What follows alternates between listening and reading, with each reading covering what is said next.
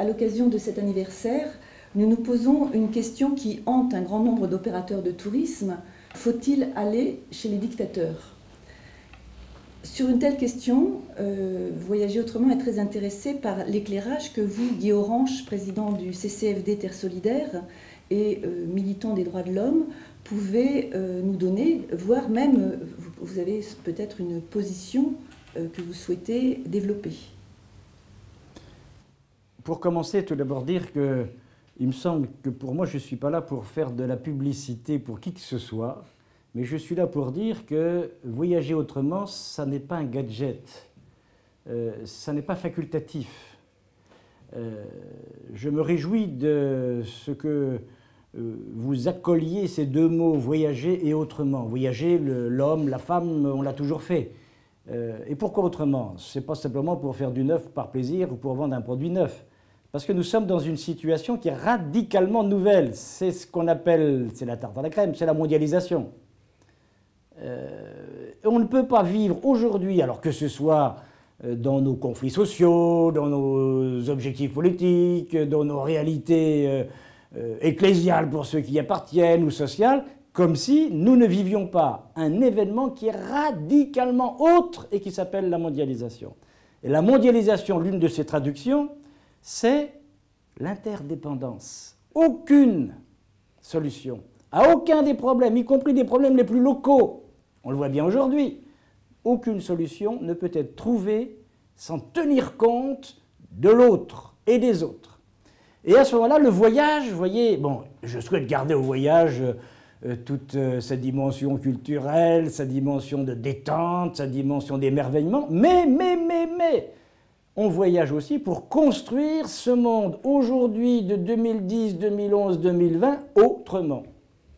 Et voyager autrement, ça prend toute sa place. Donc, c'est un petit détour pour dire que ma réponse, si vous voulez, par rapport à la question précise que vous posez, je la situe vraiment dans cet objectif qui est à laquelle chacun de nous, voyageurs, voyageuses, nous sommes invités à entrer dans cette perspective nouvelle, certes pour le plaisir du voyage, certes pour le plaisir de la rencontre, mais aussi parce que nous sommes co-responsables de la manière dont ce monde va se construire.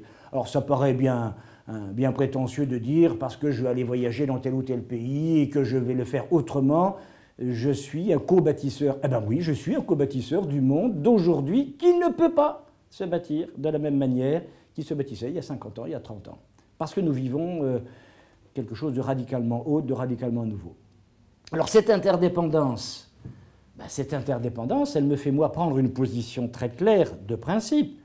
Mais le juriste que je suis sait très bien que tous les principes ont forcément des exceptions. Ma position de principe, c'est oui, il faut y aller. Oui, il faut y aller, y compris dans des pays de dictature. Alors vous me direz d'abord, pour une raison toute simple, c'est que si nous n'allons pas dans les pays de dictature, nous allons nous couper, je dirais, sinon d'une moitié, en tout cas d'un bon tiers de l'humanité. Alors, ça nous fait de la peine parce qu'on ne va pas découvrir telle ou telle civilisation, mais ce n'est pas ça mon objection. Mon objection, c'est que je ne peux pas aujourd'hui, comme responsable politique, comme responsable associatif, comme responsable co-bâtisseur de ce monde, me couper d'un tiers du monde. C'est impensable intellectuellement et c'est moralement, me semble-t-il, une faute. Alors, mon principe, c'est oui, il faut ouvrir le plus largement possible la possibilité de rencontrer, de connaître, de sentir, parce que parfois on ne peut pas tout dire, ni tout découvrir, mais de sentir, d'apprécier les situations, y compris des situations de pays qui vivent en dictature, qui vivent en situation d'oppression, et donc on va nous dire, bah donc en situation où vous allez vous être récupéré, où vous allez financer. Je pense que véritablement pour moi la réponse, elle doit non pas ignorer ces risques de récupération, ces risques de financement, ces risques aussi d'atténuer, c'est pas si grave que ça, ce qui se passe dans tel ou tel pays, puisque vous voyez, les gens ils y vont, c'est pas si... Non, tout ça, nous allons le réfléchir. On n'est pas forcément des imbéciles parce qu'on voyage. Donc on va le réfléchir, mais le primat, c'est la rencontre, c'est le décloisonnement, c'est vivre cette interdépendance, c'est ne laisser personne s'enfermer. Les juntes de quelque pays que ce soit, leur but c'est quoi? Moi je l'ai vu à travers le problème de la torture. Vous savez que j'étais responsable pendant longtemps de l'action des chrétiens pour l'abolition de la torture et que je travaille avec Amnesty International et d'autres réalités sur les droits humains. La technique de la junte, la technique du dictateur, c'est l'enfermement, c'est la même technique que celle du tortionnaire. Tu es tout seul, je peux faire de toi ce que je veux, et je vais te couper de tout contact extérieur, ou je vais dévaloriser ton action, vous êtes des gauchistes, vous êtes des terroristes, vous êtes des droitistes, vous êtes je ne sais pas quoi, etc. Je t'ai isolé.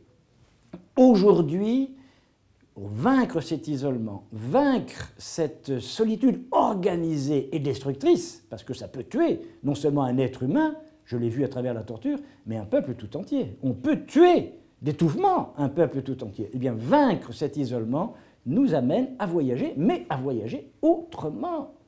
Ça veut dire, je ne vais pas y aller comme ça, ignorant de ces réalités. Je vais y aller ayant pris, je dirais, la mesure de ces réalités d'oppression. Ça sera aussi d'ailleurs une chose importante pour la manière dont je pourrais m'adresser à mes interlocuteurs, parce que je ne vais pas voyager dans tel pays de dictature comme je pourrais le faire dans telle ou telle région de France, par exemple. Je ne peux pas m'adresser aux interlocuteurs de la même manière. Donc, un travail de prise de connaissance, ça ne veut pas dire de prise de tête, hein, attention, mais de prise de connaissance des grands paramètres du pays dans lequel je vais, en particulier quand ce sont des pays d'oppression. Et puis sur place, quel est le but que je me donne? Eh bien, sur place, c'est la rencontre. Moi, je suis de ceux qui continuent, alors c'est peut-être bête, c'est peut-être naïf, qui continuent de croire que le monde, et en particulier le monde interdépendant, il va se construire par la rencontre. Vous savez, le choix, il est clair pour moi. Soit on reste dans une mondialisation qui obéit à chacun sauve sa peau. Le meilleur, et on le voit aujourd'hui un petit peu à travers l'exposition universelle de Shanghai, dont on nous dit ça devrait être un chant à la fraternité mondiale. Je veux bien, et on va faire quelques belles cérémonies pour ça, mais c'est surtout un chant à la superpuissance chinoise. On n'est pas tout à fait là dans la fraternité mondiale. Eh bien, la rencontre, elle va nous permettre de sortir de la seule voie qui nous est aujourd'hui proposée au cœur de cette mondialisation, qui est la voie de la concurrence, qui est la voie de la rivalité, c'est la voie de la rencontre, c'est la voie du partage. Voyager autrement, c'est extrêmement exigeant. Ça veut dire que je pourrais, les organisateurs qui vont me proposer ce type de voyage vont peut-être dire ben on va renoncer à tel ou tel aspect, au moins partiellement, parce qu'on tient à ce temps de rencontre. Et pour qu'on ait ce temps de rencontre, il faut s'y préparer. Et puis après, il faudra décrypter un peu ce qu'on a pu entendre. Donc, vaincre cet isolement, ce n'est pas un gadget, ce n'est pas un argument publicitaire nouveau pour faire vendre des produits nouveaux, c'est très modestement, vous savez, j'utilise très souvent la comparaison de la goutte d'eau, c'est apporter cette petite goutte d'eau dans la construction de ce monde autrement. Ceci étant dit, on va être sur place, on va entendre, on va sentir, on ne va pas tout comprendre forcément, surtout n'essayons de ne pas tout comprendre. Mais on va sentir des choses. Et ensuite, il y a l'après-voyage.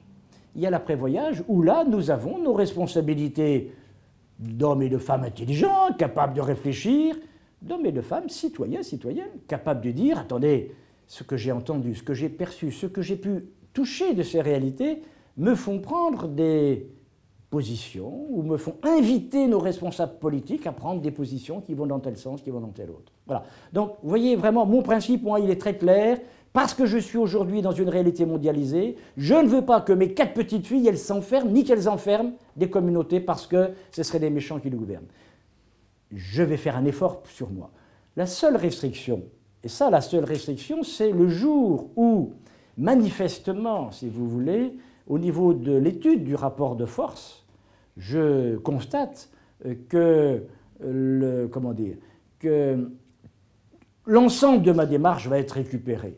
Je répète, on est capable aujourd'hui, et en particulier dans nos démocraties, avant un voyage, après un voyage, au retour dans des communautés politiques, ecclésiales ou autres, de faire ce travail de citoyen. Mais si j'ai l'impression que ceci est rigoureusement impossible, que par exemple l'organisme, l'association, m'offre comme type de voyage exclusivement la plage, j'ai rien contre la plage, j'adore la plage.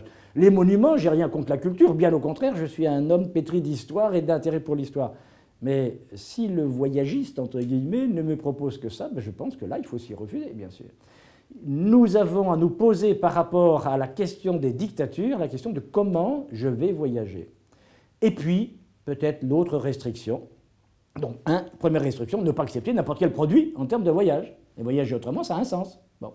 Et puis la deuxième restriction, c'est quand la société civile quand l'ensemble, unanimement, de cette société locale, cette société opprimée, me fait savoir, comme ça a été le cas à un moment, par rapport au boycott économique de l'Afrique du Sud, nous sommes dans la pauvreté, nous sommes dans la misère. Et nous qui sommes pauvres et nous qui sommes opprimés, nous vous demandons de mettre sur pied des stratégies de boycott, qui n'étaient pas simplement des stratégies de boycott de voyage, qui étaient des stratégies de boycott économique, de boycott politique, de boycott religieux.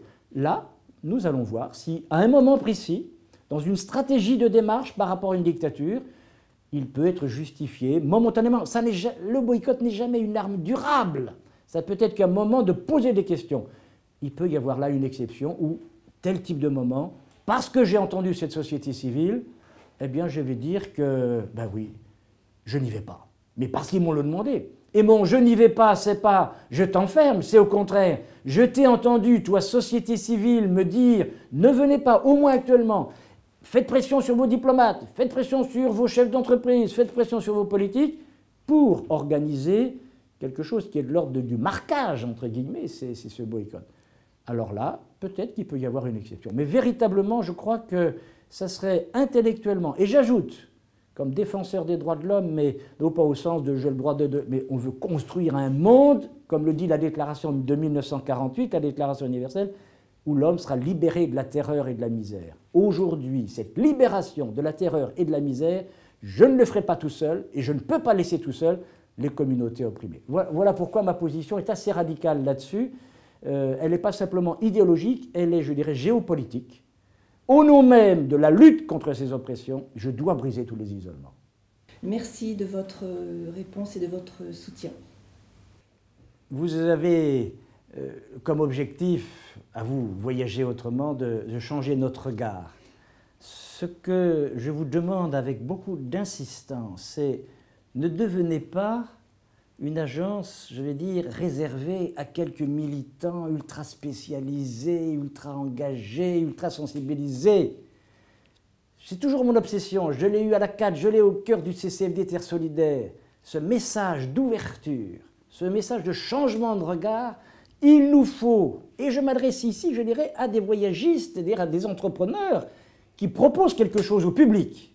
Eh bien, je vous supplie de garder le plus ouvert possible votre proposition et que se sentent attirés petit à petit, beaucoup de pédagogie, que se sentent attirés vers ce voyager autrement des hommes et des femmes qui a priori vont aller au voyage pour l'exotisme, vont aller au voyage pour la culture, mais à qui vous allez rajouter petit à petit, nous allons rajouter petit à petit cet autrement. Donc ne devenez pas une agence de pur, il n'y a pas.